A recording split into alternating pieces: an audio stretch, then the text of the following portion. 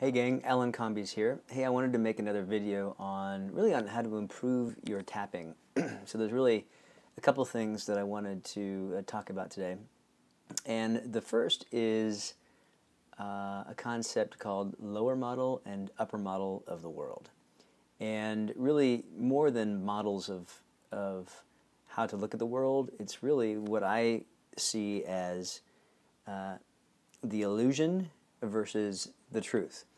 And so unfortunately the illusion is what most of us walk around in, and rightfully so. I mean, from the day that we're born, we're conditioned to depend on things outside of us for our survival. And you know, we think that if mom is there, then we get fed, and so we equate our nurturing and love with a motherly figure. In most cases. In some cases, of course, people get all kinds of different experiences, and that's one of the things that we can't really control, right? We can't control where we were born, we can't control who our parents are, etc., etc. The only thing that happens is that we learn to survive. If you're watching this video, then congratulations, you've made it this far. You've learned how you've survived, and you learned, you adapted to your surroundings, you adapted to your experiences, and you found a way to survive. Now the challenge occurs when we, as we continue to live our life, we tend to carry these belief systems that were formed, and we are in danger of picking up a sort of victimhood mentality. So in other words, we grow up and our belief systems don't serve us any longer. And so we begin to look for reasons why we have certain problems, and we point to things outside of us. We say, well, it's my boss's fault, it's my spouse's fault, it's my parents' fault, I blame my past for everything that happened, right? And this is, by no fault of yours. No one really taught us how to do anything else. But we really equate our internal feelings, we equate our internal reactions to something outside of us. Now this is a very disempowering state because it really takes your power and puts it on something outside of you. And we can't really control other people. We can't control what they think, what they believe. All we can really control, ultimately, is what's going on in here, in our mind, in our body. And so that's really the lower model of the world, what we call it, or as I call it, the illusion.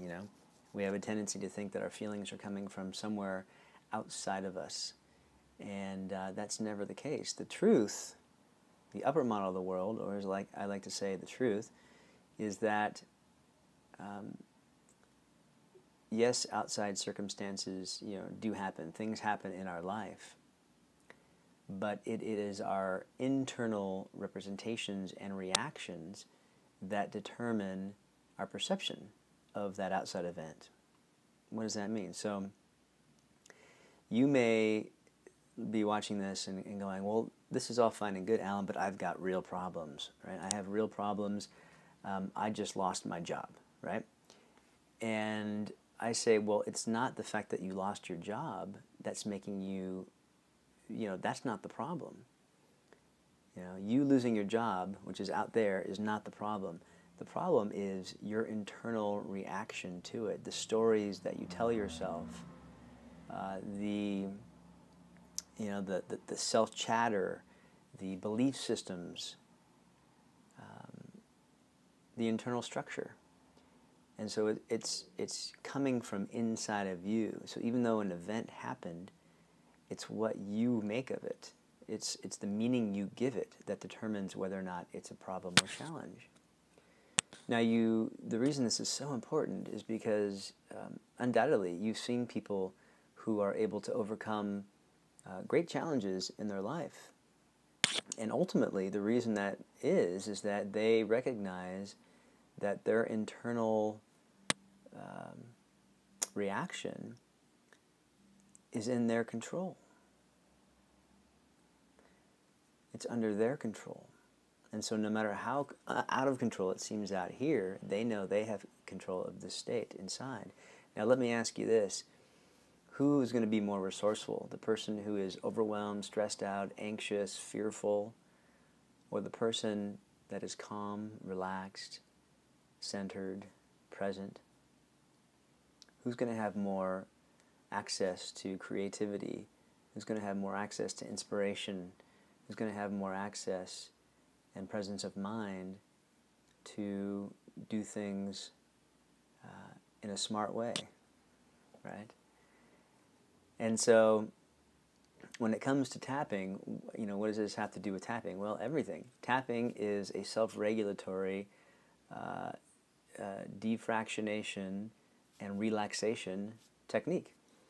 And so, tapping on these meridians, and you can choose whatever meridians you like. I happen to very much like,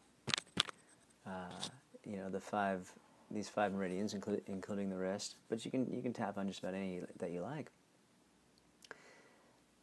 When you do 2 things, when you aim at the thought process, so, let's say you lost your job. Some people might say, okay, even though I lost my job, I deeply and completely love and accept myself. Or they might say, okay, I don't like this anger. I don't like that I lost my job. I don't like that I lost my job. But that might take a while. You could eventually get some progress going there. But in order to really get deep work done, you want to take a look at what's the story you're telling yourself. What's the real thought process that's being triggered by this outside event? So you lose your job, you go into a tailspin. The tendency is to want to say it's about losing my job, but it's not. It's about the story you're telling yourself.